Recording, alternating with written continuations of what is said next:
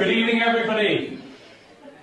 If I could have your attention just briefly. Welcome to Blake's of the Hollow for the belated launch of our Redbreast single cask whiskey. Guests have travelled from as far away as Canada, London, Ireland, north and south, as well as much more local locations.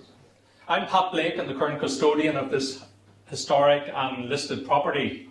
There are three strands to the occasion: a very brief history of the building and specific relationship to whisky, an element of art and design, again whisky related, and most importantly the opportunity to taste the whisky.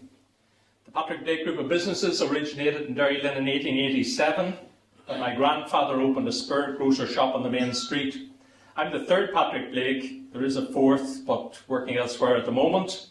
I've been warned not to dwell on the male preeminence. There are also two girls in our house, one of whom, Louise, is here tonight. We believe the property was originally a butcher's shop with living accommodation on the 3 floors above. In the 1880s, it was the home of a distinguished Enniskillen family, the Herberts.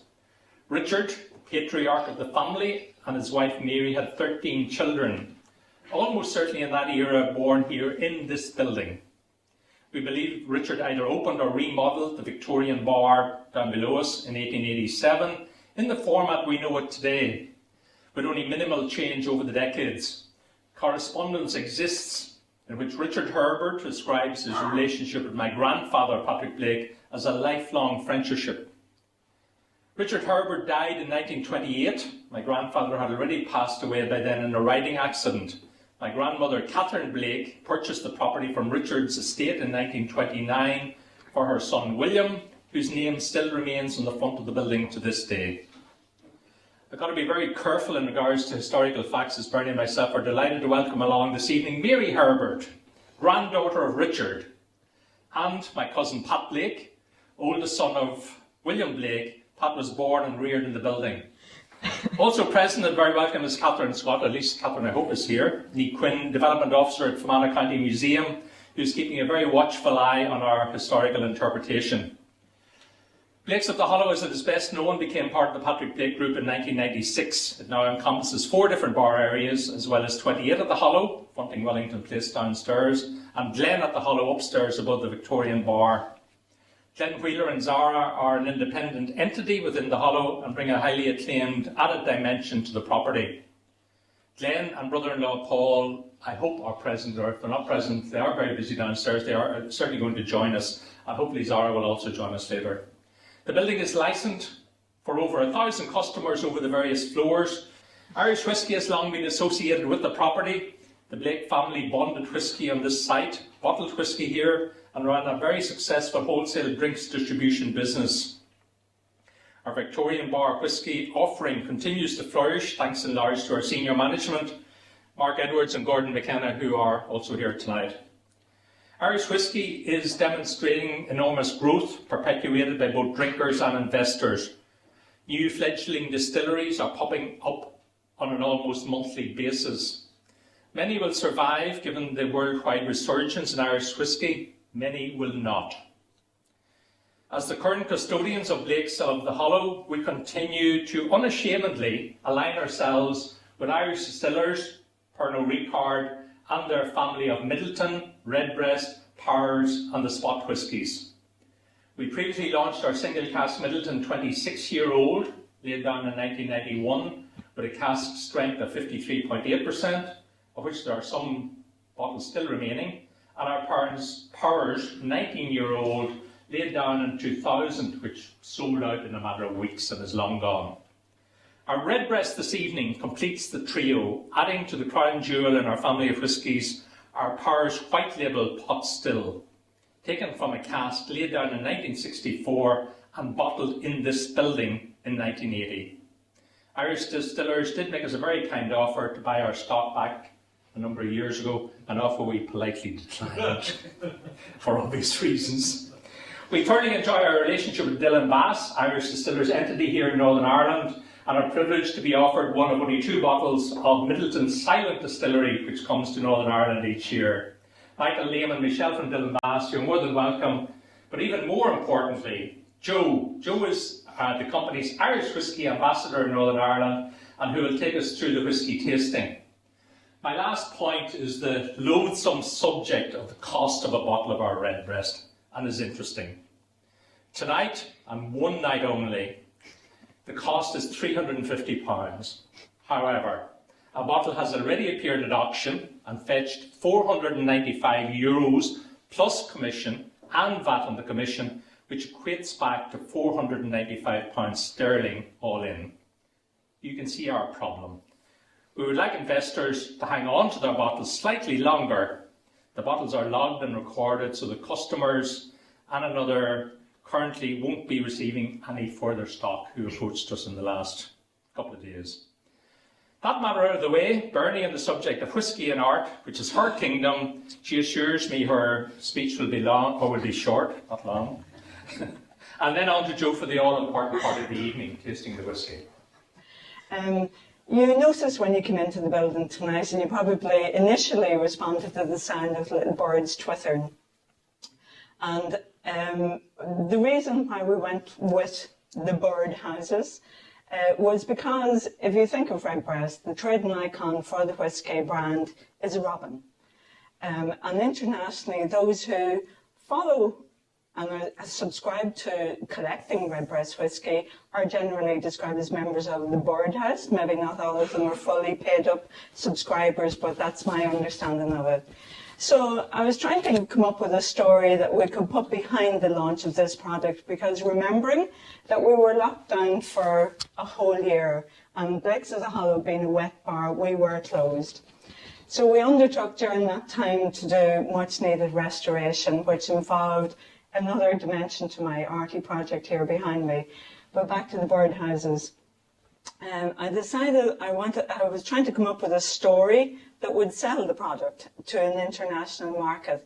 So in came Philip Drum into the shop before Christmas, and we had a little chat, and I asked him, what did he do to amuse himself and entertain himself?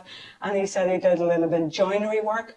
And just chatting to him, who was a former past pupil, I hope you don't mind me saying that, my story came together, and I decided that the best thing to do would be Blake's of the Hollow, not Blake's, that aspect of it, but since Richard Herbert created the Hollow in 1887, the building this year is 135 years old.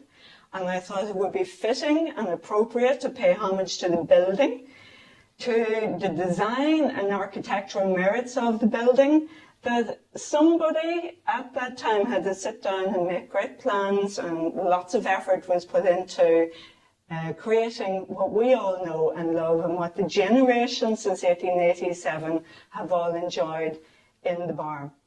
Materials are the same: wood, glass. There were brass standards with gaslight fittings, and that was it, essentially, and the encaustic floor tiles. So kind of four main elements. So going forward, I asked Philip, would he build me a birdhouse that bore some resemblance to Blake's of the Hollow? And he created the fantastic piece that's standing over in the hallway on your way in. It's quite remarkable and stunning, and it's been adorning my window in the shop at Derry Lane for the last number of months. And everybody has noticed it, especially as autumn has come in and we put some light features and things like that into it. It's even more appreciated. So I'm afraid then we had to throw on Philip's talents even further, because I had acquired from some 14-year-olds who left their school projects behind some old bird boxes. So taking some of those, Philip modified them and to my, if you like, designs or plans, and each of those little boxes bears some resemblance to some other aspect of the interior of the building, or just a bit of an artistic fantasy of what is maybe what people on a first visit to the Hollow, they might remember the black and red facade, or they might remember the floor tiles. So between the pair of us, we've come up with a few boxes that are on display, and I have to tell you, that's all happened in the last week or so. So we've been both working very hard.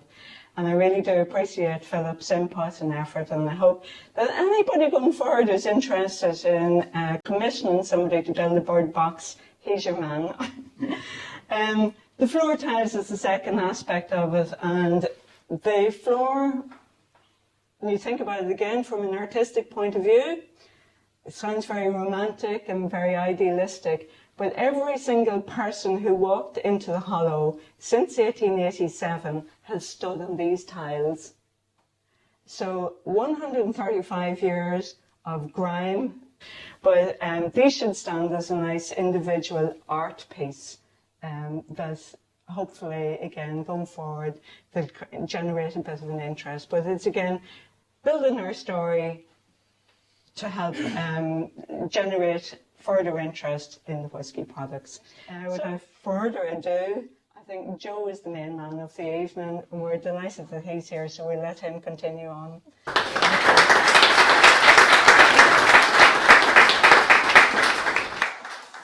Hello everyone. First of all, before we get started, I just want to say what a pleasure and a privilege it is to finally be here.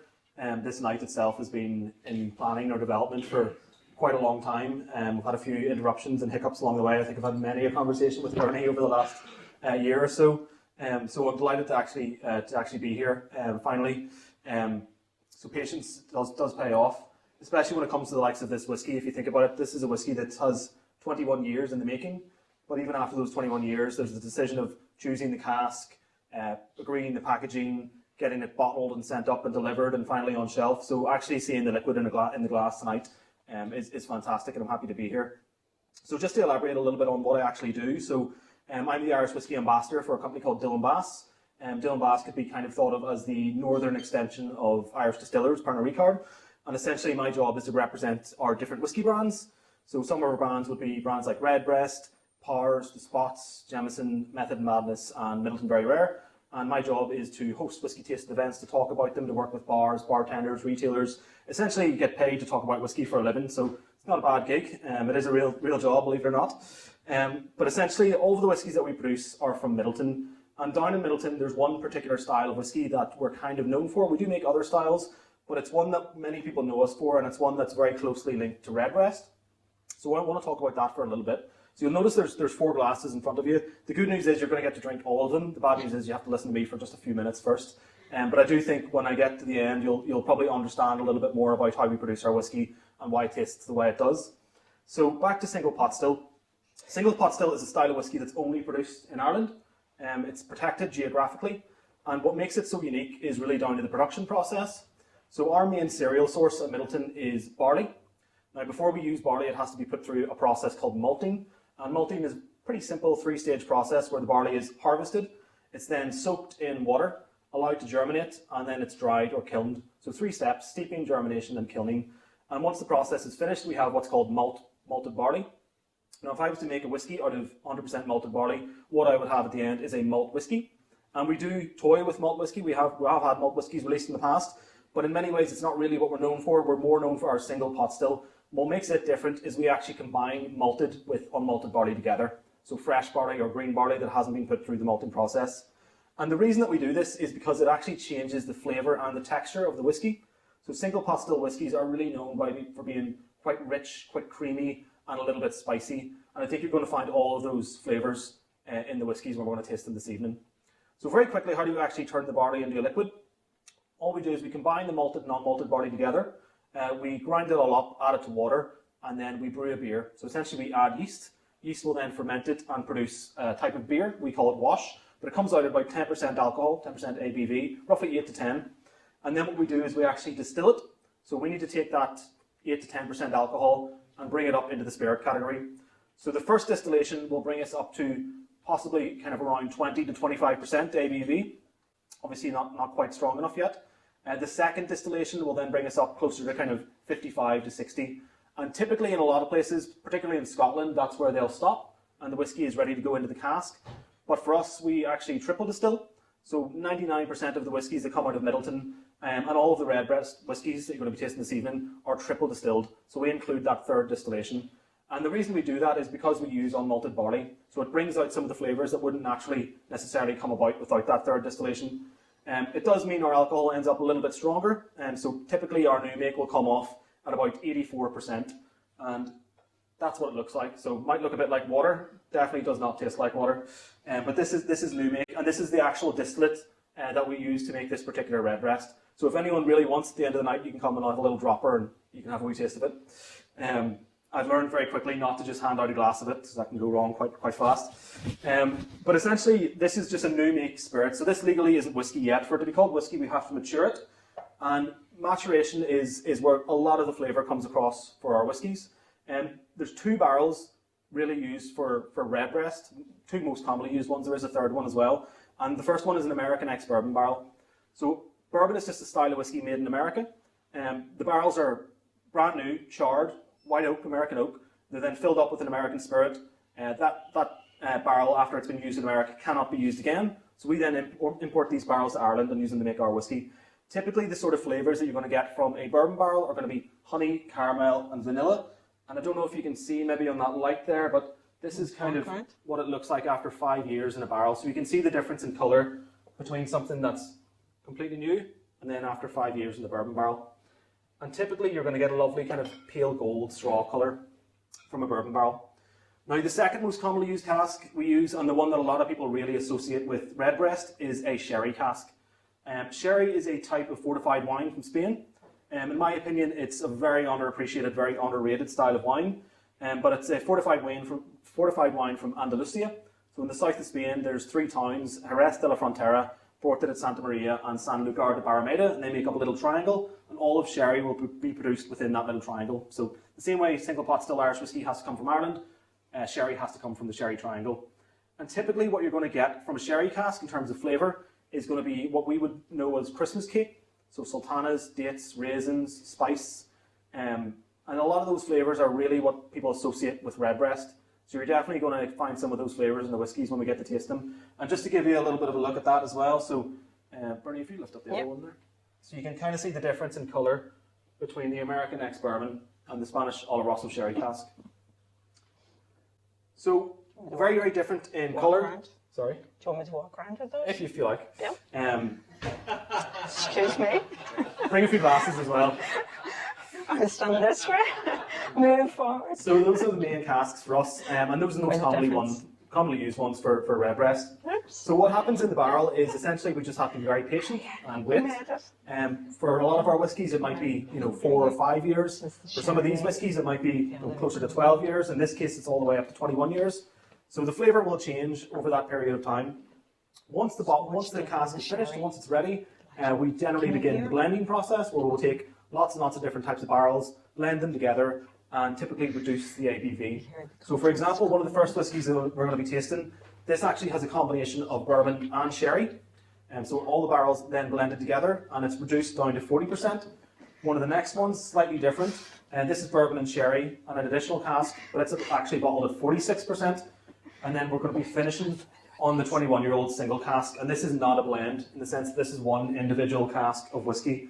And I think that's what makes these so special, is you can have 2 casks, both 21 years old, the exact same spirit, the exact same wood type, and you go to bottle them at the same time, and the whiskies can taste completely different. And that's one of the things that makes these single casks so desirable. They are very, very unique, and once they're gone, they won't exist again. There's 552 bottles of this Redbreast 21-year-old, and once the last bottle is gone and drunk, there won't ever be a whiskey quite like it again.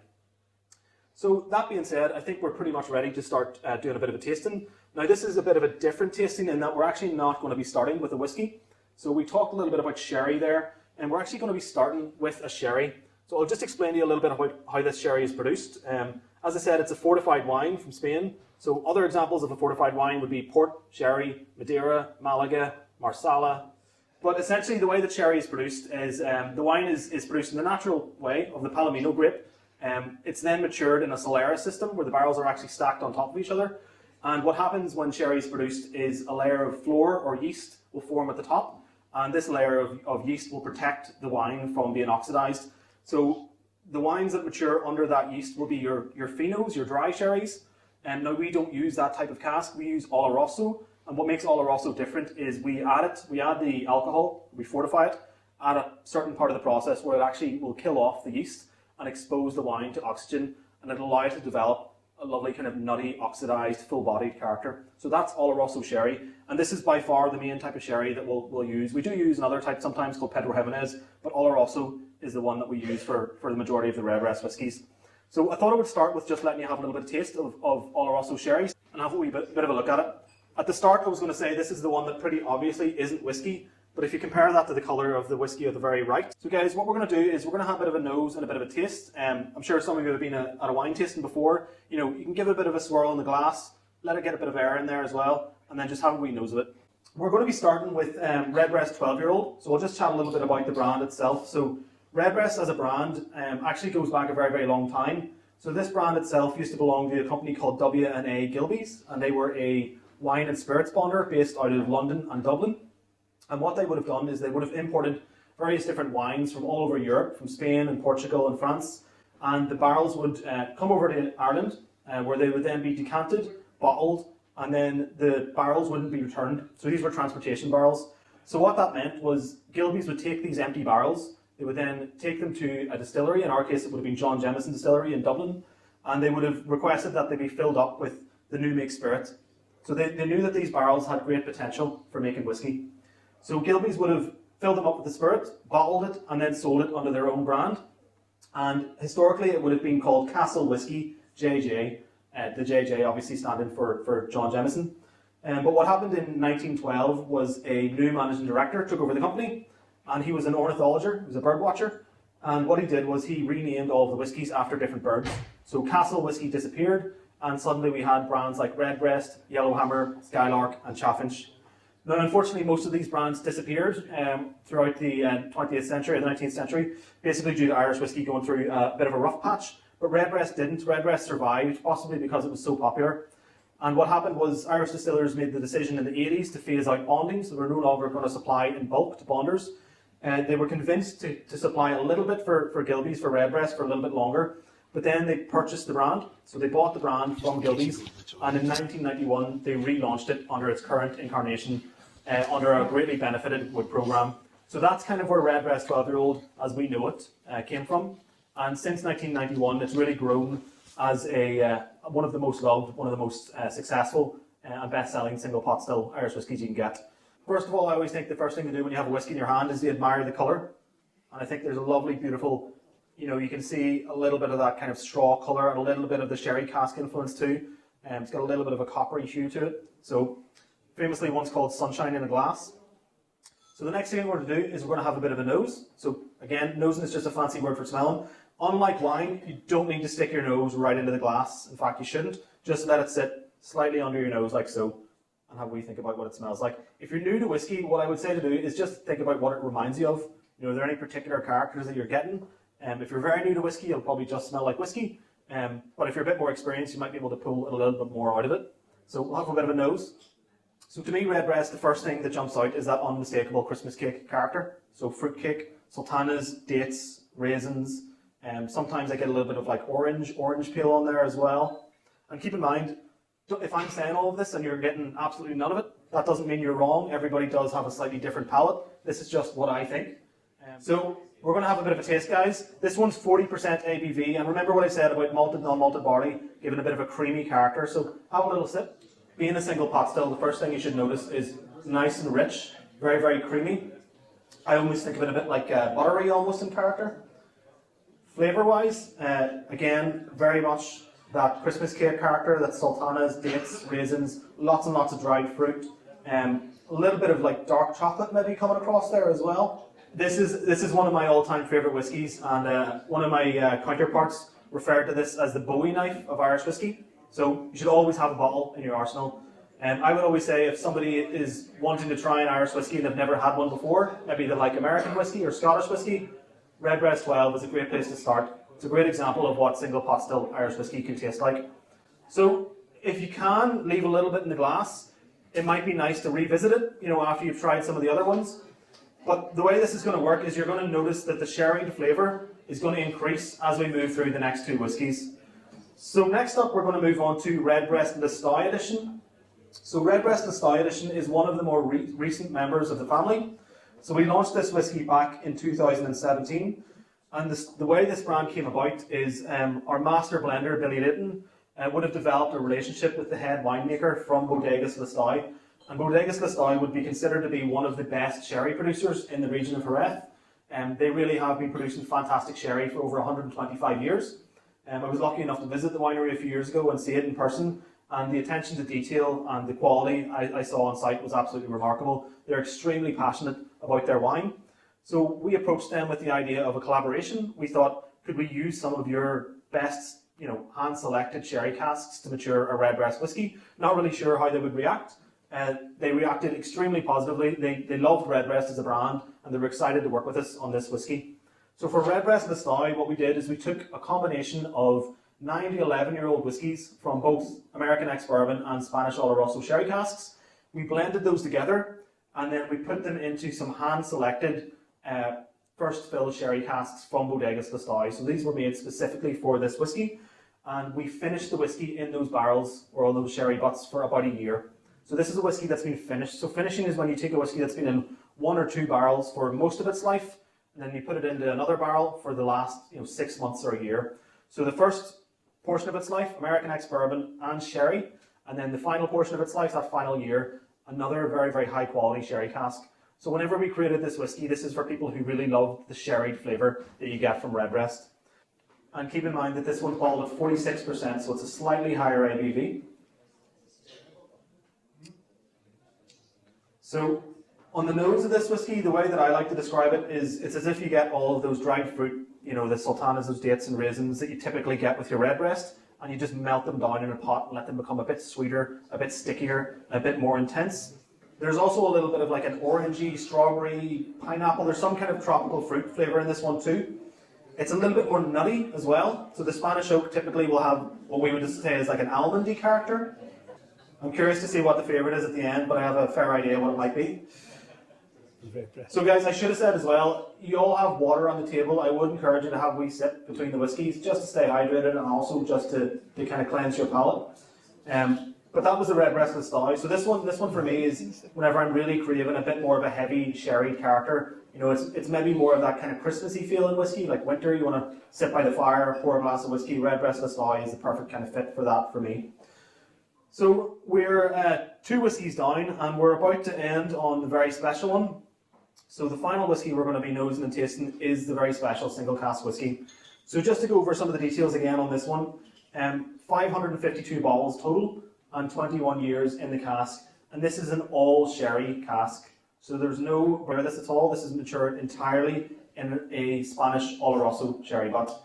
So you can imagine the contribution of colour. So if you want to pick up that last glass, and first of all, just have a look at it. It's almost the same colour as the sherry we tasted at the start. It's got this lovely copper, almost a twinge of red to it. Very dark. I think if someone was to show me this whiskey, you would immediately know that this is a sherry cask matured whiskey. So absolutely beautiful colour. If you give it a little bit of a shake around the glass, you'll notice it kind of clings to the glass a little bit. So percentage, this is 58.3. So let me just double check I've got that right. Yep, 58.3, guys. So what I would say about this one is if you've never had a cask strength whiskey before, it will be a little bit strong, 58%. So what I would encourage you to do is nose it and taste it first, and then if you find it a little bit intense, add just a small amount of water. If you find it a little bit intense after that, add a little bit more water. There's absolutely nothing wrong with that. The beauty of cask strength whiskey is you can drink it at whatever ABV you want. You can have it at 58%, you can have it at 55, you can have it at 50, you can have it at 40. The choice is entirely yours. Very intense on the nose. What I personally come across in this one is chocolatey, maybe some coffee, like freshly roasted coffee. A little bit more of a darker fruit character as well, so we're more into the kind of like plum maybe flavours. Much more dark, much more chocolatey, almost a little bit earthy.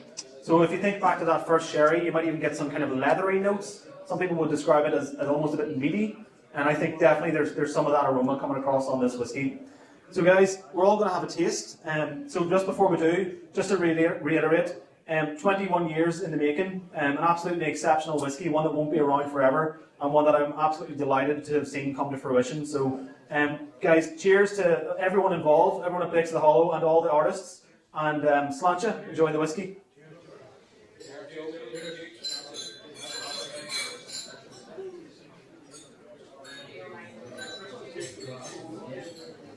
absolute explosion of flavour. First thing I get is the fruit. The fruit comes across very, very strongly at the beginning, but it then softens slightly, and you'll get some of those darker notes that coffee is coming across. Dark chocolate, almost a bit like a dark chocolate Jaffa cake. There's a little bit of orange going on there as well. Plums, almost a bit of a red grape flavour coming across. I think what I would say about this whiskey is it's hugely complex. Like, this is not one you want to drink very quickly. This is one that you want to take your time with. A lot of time has gone into making this whiskey. It shouldn't be rushed. You should take your time drinking it. So guys, it's an exceptional whiskey. I'm delighted to be here and be able to pour the glasses for you and then finally have a drink with you. So that's about it for me. So I'm going to be floating around now, and I'm curious to chat to some of you and get your opinion on the whiskey. So thank you very much, guys, and I hope you enjoy the rest of the night.